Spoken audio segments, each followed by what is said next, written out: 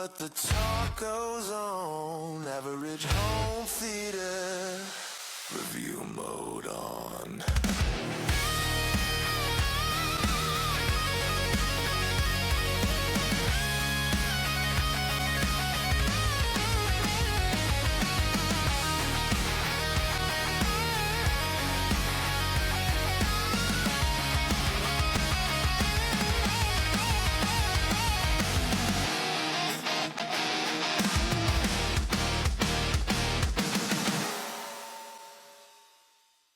Okay. Hey, welcome in Average Home Theater. I am Nelson. Hey, what's up, producer Nick? How are you guys doing? Today we are going to be talking about what there, Nicholas? We are going to be talking about the recent theatrical release of Ready or Not 2, Here I Come. Is that the subtitle? Yes, Ready or Not 2, Here I Come. Ready or Not 2, Here I Come. Or Ready or, I guess it's Ready or Not. Yeah, it is Ready or Not 2, Here I Come. Yeah. Yeah. The sequel to Ready or Not 1 now, I guess. Just regular old Ready or Not. Right. Yeah. That's something that came out. When did the first one come out? Was it 19, I think? 2019? Something like 2019 or 2020, something like that. It was a COVID movie, I think. Completely completely under my radar. I had heard of it, but never really paid it into any mind because I kind of wasn't into that kind of movie at the time. But you had watched it and said that you liked it. So I watched it and I also very much enjoyed it. Yeah. Kind of a sleeper. I don't really hear a lot of people talk about it actually. I had heard about it, right? But I didn't watch it until I think I was scrolling on iTunes one day and it was like $4.99. Yeah. And so I just bought it kind of on a whim and watched it and loved it. Like, how the hell did I, not watch this? Yeah. How did I miss it? I'd seen it streaming on, it might've been Hulu. It kept popping up on Hulu. So I was aware of it, but had no idea what it was about. I thought it was just a silly horror movie. Mm-hmm. And it is, but it's great. Which, I mean, it kind of is, but I mean, and I guess it's horror, but is it really? It's more of like it's the action thriller comedy type thing. Yeah, it's just, I think there's just, it's not scary. It's just very gory. Yeah. So that, that's really the only horror element. Because other than that, it's kind of like Hard Target or Surviving the Game. It's basically the same movie. Yeah, it's just more gory and people are exploding, and it is funny. That's my favorite part of both of the movies. Actually, is the comedy. These people are in horrible situations and they're making jokes, and they're all terrible. For the most part, they're all terrible people, except for the girl. She's kind of an innocent in the whole thing. But I didn't know it was going to comedy either until I watched it the first time. And I laughed out loud a few times. I was like, okay, so this is supposed to be funny. Yeah. And so the premise, the first one starts off, this girl's getting married and she wants the guys, I think she maybe hadn't met them, and she wants them to accept her, and she wants them to like her. And, she's nervous and talking with the mom, who is played by Andy McDowell, right? Mm-hmm. Who's always fantastic. And, I guess the night before the wedding, they invite her to play a game. Like No. It was the night of. She got married. Like the opening scene is they're getting married. Okay, it's been a minute since I've seen it. Right, they were already married, and the tradition is she has to pull a card, and they play a game, right? And it seems harmless or innocent enough. Yeah, but if you pull the one, right? If you pull the one card, hide and seek, then everything, all that stuff has to happen. The family gets excited when she pulls the card. Then well, some of them go south from some of them were excited, and some of them were like, they didn't really want to do it. Yeah. But so yeah, that's Ready or Not 1, and it turns out I'm hoping that if you're watching this, you've at least seen the first one. So if you haven't seen the first one, I wouldn't watch this at all. Spoiler alert. Right, spoiler alert. But it ends up being this cult. They've all taken a vow to, I guess it's a demon. What's his name? I always thought it was the big Belial. guy. They say Belial. Is Belial supposed to be the devil himself? I don't know. I Because always kind they of took it as say the devil. they say all hail Satan, but then they Yeah, also talk about Belial. So I don't know if Belial is just a demon, maybe he's just a minion. right? Like he's a demon, but Satan is, Satan or what? But either way, it's a satanic cult. Yeah, And the best part about the first one is the whole time, it's like, do you really believe? I mean, I thought it was all a bunch of baloney. I right. mean, because they really don't say if it's real or not until Right. They kind of keep end. you guessing. Are these people just crazy? Or is it? I mean, Or they're scared, crazy. They're hunting her. That they believe it. But is anything really going to happen if Dawn right? comes and she's still alive? Because that's what they're hunting her, and they have In to. fear of, because they know they have to kill her, because if she survives, they all die. They all die. And Yeah.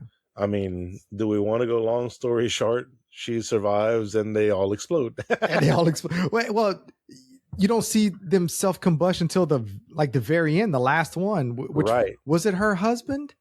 Was he the one that blows up I right in think front of so. her, or is one Yeah, of because them? they're all kind of waiting around to see what's going to happen, and then nothing happens, and they think they're all right. It's like, well, maybe it was all just bull crap, And then and then one boom. by one they all start exploding. Yeah, I Yeah, remember being in shock. I was like, "Oh, it's real." yeah. The curse is real. Yeah, really, really fun movie. I've watched it a couple of times now. Hang on a second. My cat just knocked over my light. So she wins the game, and Mhm. then the movie ends. Well, I think I remember her just screaming, "Ah!" She says the F word, Yeah. and then she walks outside, all like Yeah, she's disheveled and kind of whatnot. she's kind of like having an out of body experience. She's in shock basically. Basically, Like she all the lights up things a she just went cigarette. through, like, was this real? And isn't that the kind of a theme throughout the movie? Like she just wants to smoke. Yeah, she just wants to smoke. Yeah. So So she goes outside, lights up a smoke, and then that's how the movie ends. Okay. and I think like the emergency, like ambulances and stuff start showing up. I don't remember if she They called or were. if was there a fire or something, maybe? Did the house caught on fire?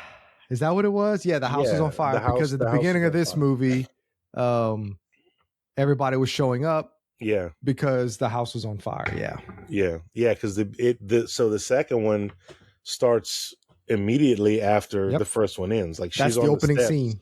That's Mhm. the opening scene. She's on the steps and kind of passes out, and they take her to the hospital. Yeah. But before we get into the second one, I have a special guest that wants to finally make an appearance. Okay. Jacob, you wanna put your face in the camera? Let's see your beautiful face. So Jacob I and don't see I him. we both watched the second one, and when we went to see the first one, when we went to the second one, we went to There we see go. it together at the movies. So this is the famous Jacob that I always talk about. Ladies, he's taken. Please restrain yourselves. But He has a good head of hair. he has a good head of hair. What did you think about the first the Ready or Not movie? Did you enjoy it? From what I remember, I really liked it, and it wasn't what I expected. Mm-hmm. I thought I was going to keep getting jump scared, but I just laughed, and I really liked it. Yeah. And I liked the ending on how it was real and everybody just exploded. Yeah. That was pretty great, and that everything just ended calm until you find out that it didn't. Right. There's more to come. It's not the ending of the story. It's just the beginning. Yep. And then we get into Ready or Not Part 2. Right. Which y'all saw together, right? Y'all both went watch it. We went see it together. I called you immediately after and said that it's something that you had to go watch and encouraged you to go watch it at the theater. First movie that both of us have seen at the theater this year, I think, huh? No. Well, yes, this calendar year. Yeah. Yeah. I have not watched anything. Yep. And So Jacob, without giving anything away, did you like part 2 as much as the first one? I think I'd have to rewatch the first one again, but I did really like part 2. Yeah. Okay. And I came out of it, I called you immediately pretty much and said I liked it better. It might be that it was just fresher and it was new and the last couple of movie theater experiences hadn't been great. And I've just really been kind of watching stuff that I've seen already. So this is the first new thing I've seen in a while. But I really enjoyed it. And the more I think about it, I do need to watch the first one again. And maybe after watching the first one again, I may change my mind. But I think I kind of enjoyed this one a little bit better. It was. Go ahead and watch it again. Because I am curious. Well, this one, we're going to do spoiler-free review. This one, in my opinion, it leaned too hard into the comedy at first. Mm-hmm. Like a lot of the jokes seemed forced. Like the first movie didn't have a whole lot of like jokes in it. It's just things that happened were hilarious. Right? Yeah, and the family members, the funniest parts of the movie to me, the family members that were the jerks. Yeah. That's just funny. They're in these weird situations and cracking jokes and just kind of being themselves, and it just comes off as funny. Yeah. And I see what you're saying. It was a little bit more natural. Yeah, the humor and the comedy in that one was in the first one was a little bit more natural. The cast or the characters were funnier in the first one, just through the way they acted.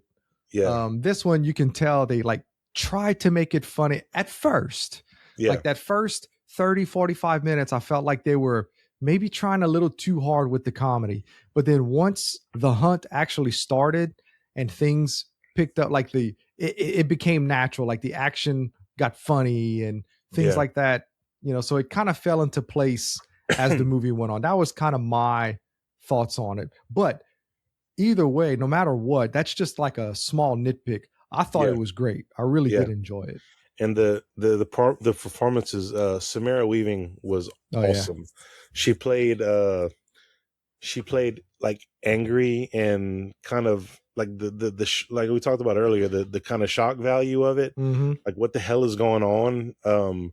She did that really well. I was convinced that she was going through those things, and it didn't seem like she was acting. The sister was great.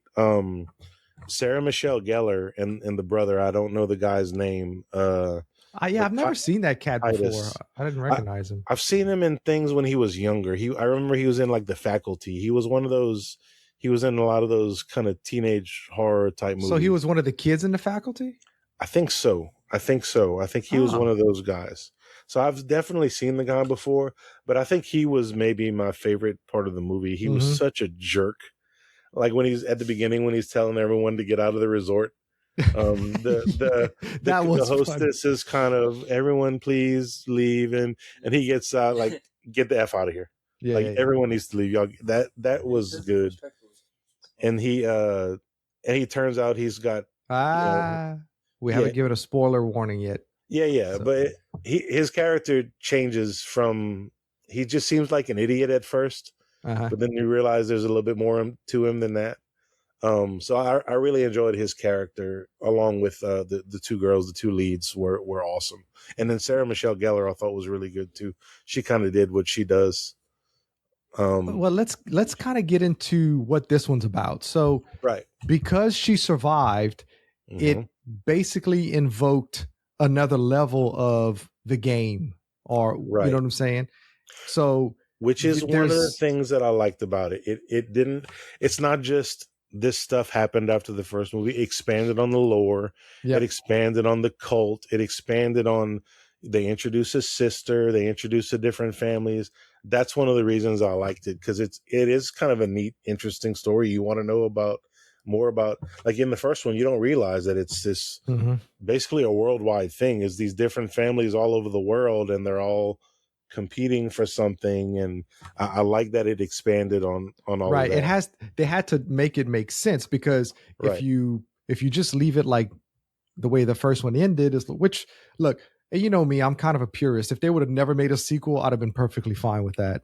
Not knowing, it was just a thing that happened, and that would have been perfectly fine with me. It definitely would have worked as a one shot, but the sequel did it justice. Right. They did what they had to do. They had to expand on the lore and make it make sense some kind of way. Like, okay, yeah, it happened, but that can't be just a one-off. There has to be more to it. And I think they did a pretty damn good job explaining the next level and what's going on a global level instead of just this one family, you know. And it's weird because what happens in the movie, it's basically the same thing that happened in the first movie. Yeah, just on a different level. A different level, a larger kind of a larger scale. The consequences were bigger. The consequences were bigger, but also you realize what the ultimate prize is, like why they're doing it. Other than it's like, so what's the point? Like, why do they didn't? I don't think they explained that in the first one. Why they wanted or why that happened. You know, this was kind of like it was kind of like a price they had to pay for the ultimate prize, right? Right. And so it didn't really make much sense of, well, why would they do that anyway? Yeah. You know? And so this one gives you a reason. I don't recall. I don't remember. Yeah, I don't think they really do. This movie actually gives you a pretty damn good reason why people would participate in this. Yeah, you know? I think the reason that they present is pretty it's pretty good. Yeah, it's pretty good. Yeah, it would explain their motivations for sure. Yep. Do you do like the spoiler thing or whatever? Let me know because I want to say something. Okay. Well, yeah, so I think okay. I think that's about it though for the spoiler free part of it. You know, our suggestion is absolutely go watch it, especially if you love the first movie. Yeah. But because there's no reason why you wouldn't like this. I mean, definitely. I don't see anybody saying, "Oh, I love the first movie" and wouldn't like this one. There's no way. I was hooked the entire time. My attention span is not what it used to be. These days, I was hooked the entire time. I watched the entire movie. I never looked at the time. I never fiddled with my phone. We sat next to some people that were making noise the entire time, and that was the only distraction there was. I mean, I loved it. I walked out with a giant smile on my face and called and texted you immediately. Like, I really, really enjoyed it and was very entertained. At first, I thought you didn't like it. Oh, no. No, I didn't say anything because I was locked in watching people explode. The movie was about an hour and 45 minutes? Yeah, like that. A little under 2 hours. And which is, it's almost 2 hours, but it didn't feel like it. No, not at all. Because the pacing is excellent. Like, I mean, the movie starts. It starts. It doesn't stop. That's right. There's no real downtime in the movie. I mean, she gets taken to the hospital and then questioned about what happened. And the next thing you know, she's People in the thick exploding. of it again. Yeah. Yep. So absolutely go watch this movie. If you don't make it to the theater, that's fine. But you will definitely want to watch it if you like the first one. There's no doubt. So I guess anyway, I should do something about this TV situation. Yeah, it's like it goes dark. So anyway, that's our spoiler free little review on it. If you stick around, hopefully that means you've watched it already. And if not, come back after you watch it and see if you agree with what we have to say. Yeah, I'm interested to see if people prefer the first one over the second one or vice versa. Because I don't know, I want to watch the second one again for sure. But as it stands right now, I think I enjoyed the second one a little bit better. Okay.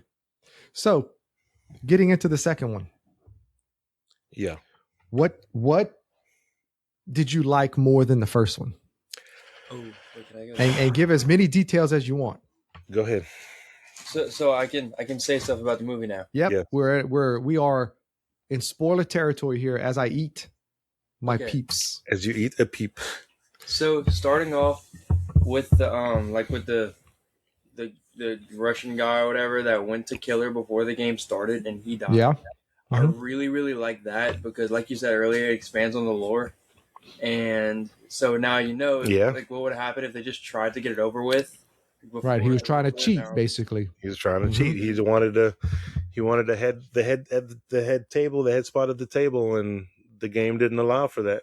So it had to be fair. So now that we know that, then like he couldn't have just the movie couldn't have just started and then ended immediately for the first or the second one because they had to explain everything. It's basically you can't just kill someone. It's against the rules. There are rules. You don't kill someone you don't know. That's a rule. That's a rule. Yeah, Kevin Durant, his screen time was very short, but he was good. He was the guy that blew up in the hospital. Okay. The guy that So went after her. that was obviously he did a favor for those guys because remember he's in Abigail and stuff, and it's the same director. So as was the sister. I'm guessing they were like, okay, we got this. You want to be in this? We got this Yeah. little small part for you because he was probably committed to something else because his hair was blonde and he has that other movie where his hair is blonde or whatever. So Yeah. it was probably just a favor, that he did, and he probably shot it all in one day. It wasn't much. Yeah. Yeah, he was good though. He was stalking around that hospital. He was physically imposing. Oh yeah, that was cool. I would have. Well, he is humongous. Yeah, he's a big guy.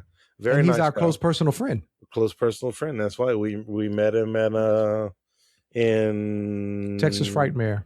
Texas. That was in Fort Worth. No, Fort Dallas. Worth? Dallas. Well, yeah, Dallas. But it was only 1 week after the Planet of the Apes movie came out. Mm-hmm. And it was his first ever convention. Yeah.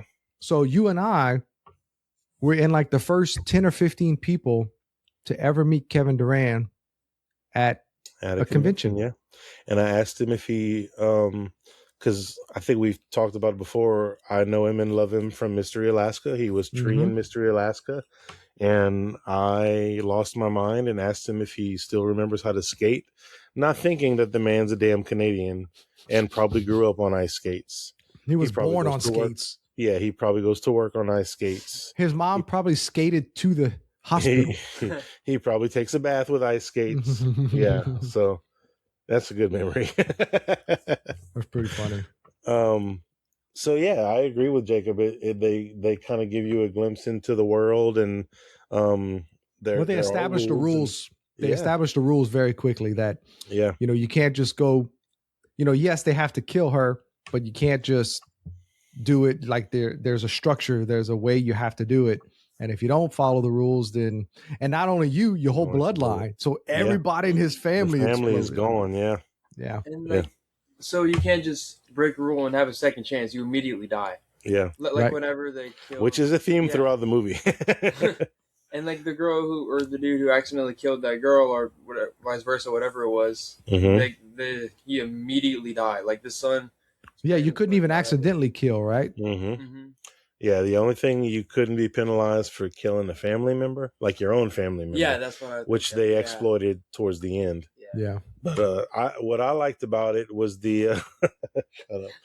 I like the introduction of the sister and how they had to rely on each other. I mean, they were handcuffed together for 50% of the movie. How they had to rely on each other but didn't really get along. They had that history, and they weren't speaking for several years before she showed up to get her at the hospital, and how that relationship changed, and that kind of mirrored Sarah Michelle Gellar's character and Titus, that brother and sister, how they started out versus how they ended. I liked the humor in it. The scene where the guy's trying to shoot him and keeps missing. That guy, okay. The Hispanic guy, right? Yeah, he looks like he's got eyeliner on all the time. Yes, he's in Batman Begins. He's the police commissioner. That's right. He's also in Bates Motel. He is the police chief, the town police chief. I've seen him in a lot of stuff. I remember him from Lost for some reason. Oh, he's in Lost? I think so. I didn't know that. Maybe I'm not remembering it correctly, but yeah, he's been in a lot of things over the years, like things that don't even come to mind at the moment. But I've seen him a bunch. All the family members were really good. I like the Asian kid that didn't care, that only cared about his iPad. What's the Wi-Fi? Yeah, he was playing the Switch. He ended up blowing up too. Yeah, all the family members had their own little unique quirks, and they were all pretty funny. The girl that was jealous of her because she stole. I was gonna say they added the twist. That's another thing that they kind of expand on the first movie, because the guy had been engaged before, but it got broken off, and she was there because she was jealous. And that fight scene we had talked about already. That fight scene was probably the best part of the movie. After they got pepper sprayed and they pepper spray each other, and you get the sister who's getting brutally beaten by the brother Titus in the hall, a few feet away, and then you have Samara Weaving and the ex fiance pepper sprayed each other, and they're throwing fists in the air, not being able to see each other. They're fighting nothing. That was. I wasn't waiting for that. I laughed out loud on that one. That was quite humorous. And then later on, right before that, she tried to shoot her with the rocket launcher and shot the shit backwards. She shot it backwards. Yeah, I forgot about that. Yeah, you like in Commando, whenever Ray Dawn Chong shoots the rocket launcher backwards. Which is funny because in the game, Helldivers 2, there's a weapon. It's that four rocket launcher thing, and it's called the Commando. Oh, sweet. So yeah, they knew what they were doing. Anyway, I digress. It was. What about really funny? Your boy, Elijah Wood. He was fantastic. He was as like the host or whatever. Well, he's the host. He's the family lawyer. He's not the family, but like the lawyer for the cult. I guess they call him the soul attorney. The soul attorney, yeah, soul attorney. So he was really basically good. I guess Satan, like there's a hierarchy, and they're kind of like lawyers for this cult, right? And they make sure that everything is done legally. Mm-hmm. Everyone follows. Like they're not real lawyers; they're just lawyers in this world. And he doesn't get involved. He tells them what they can do and can't do. A lot. He's like, that's not exactly right. He really was good. And he kind of goes under the radar sometimes, but I don't think I've ever seen something with Elijah Wood that he wasn't awesome in. Like I guess I haven't seen a whole lot. Yeah, I mean he's other than Lord of the Rings. He's Frodo, and he'll always be Frodo. But it's neat to see him in something else like that, and you realize how good he really is. Like he was stoic and calm and cool and collected the whole time, and funny in his own way. Yeah. Recently, I saw him in Yellow Jackets. His role in that was pretty good.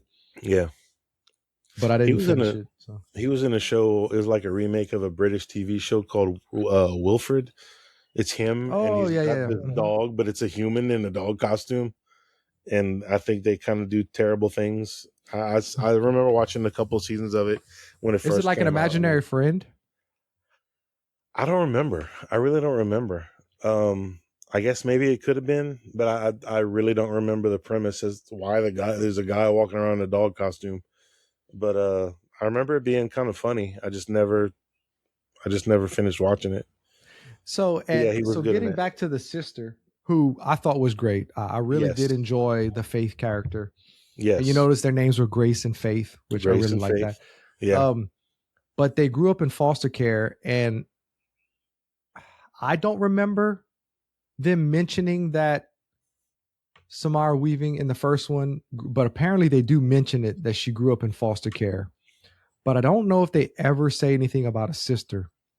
But they kind of fixed that by saying they hadn't been speaking for years. Yeah, she's estranged. The girl, Samara Weaving, left and thought that it was best for Hope to stay.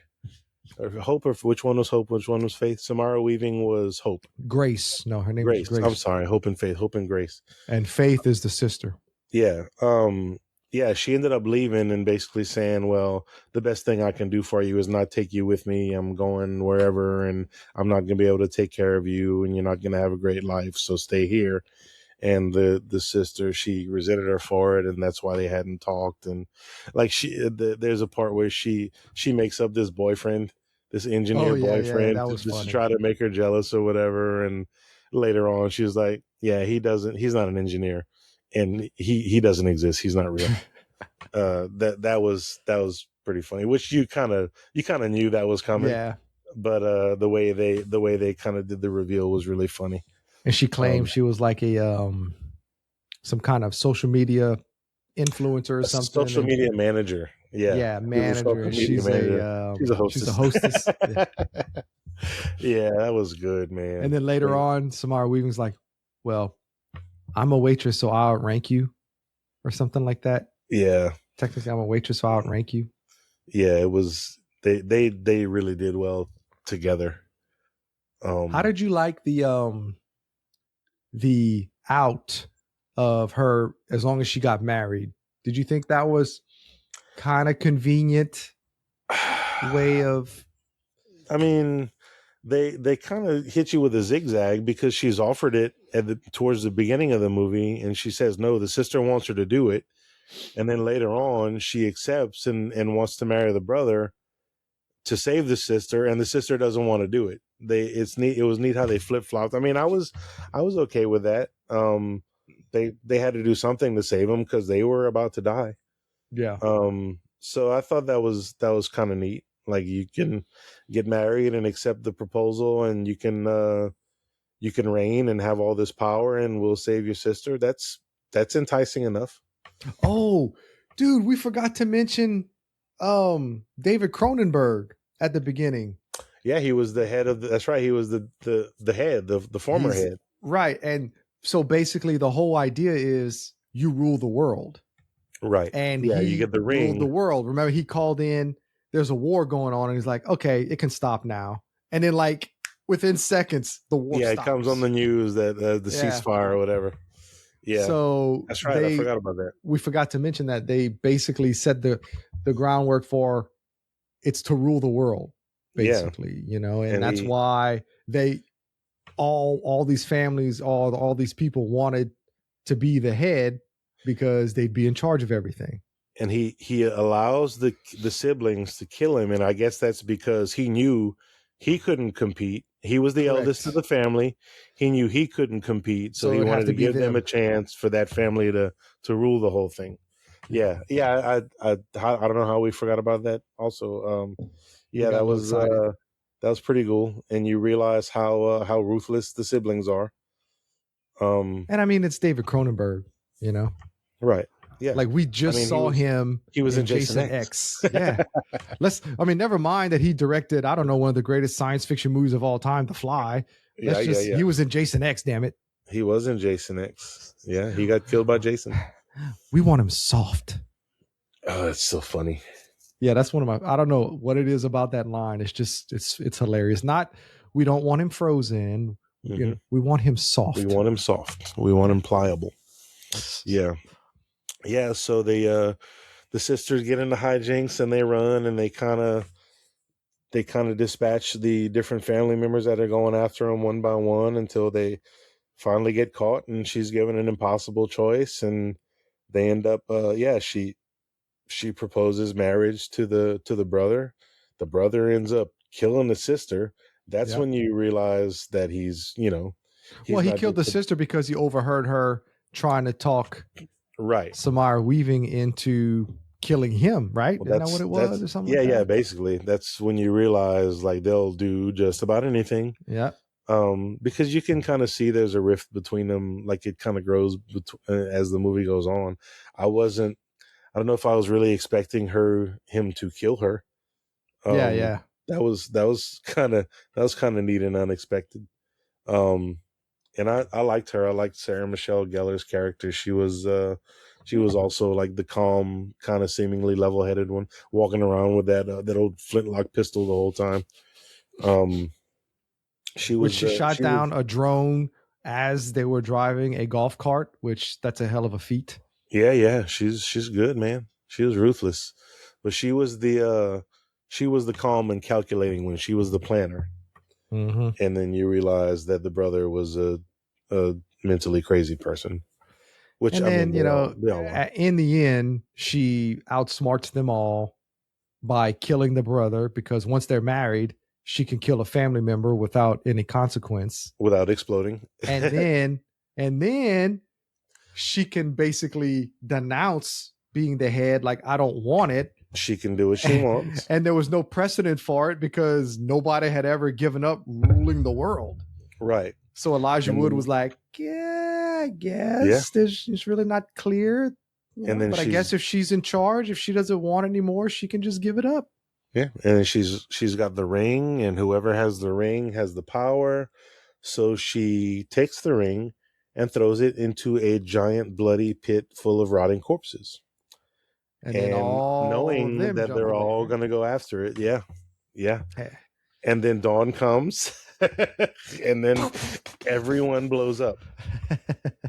Yeah. The That effect is so, from the first one to this one, that effect is so cool. People Yeah. just blowing up all of a sudden and blood everywhere. It's it sounds sadistic and terrible to say it, but it's so much fun. I think it It's was Faith that was like, I'm never going to get used to people combusting all over me or something like that. Yeah, yeah. Man, she was Samara Weaving was so good. Like, I want to watch it again right now.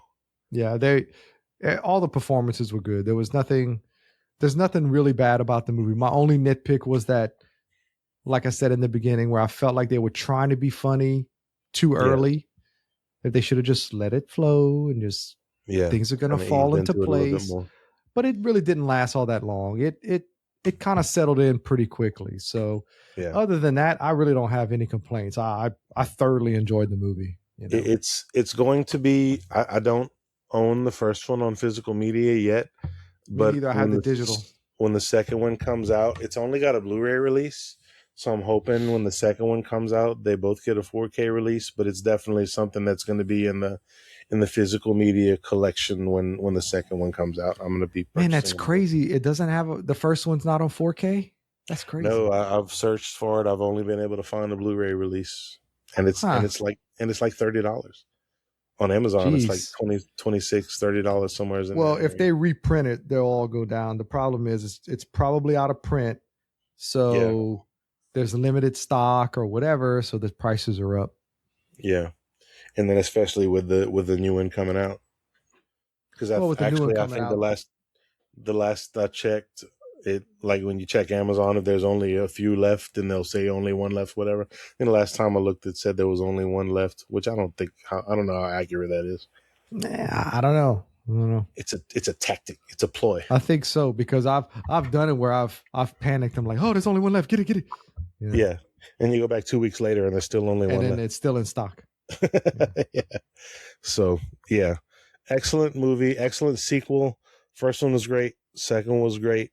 Definitely, if y'all haven't seen the first one, check it out and then go see the second one as soon as you can. Whether it's at the movies or whether it's when it comes out streaming or for home release, whatever. It's great movies. Good fun. Not for the kids. No, it's not for the kids. Very, very gory, very profanity ridden, but lots of fun. A couple hours of a good time. All right, like, subscribe, tell your friends. See you on the next one. See y'all.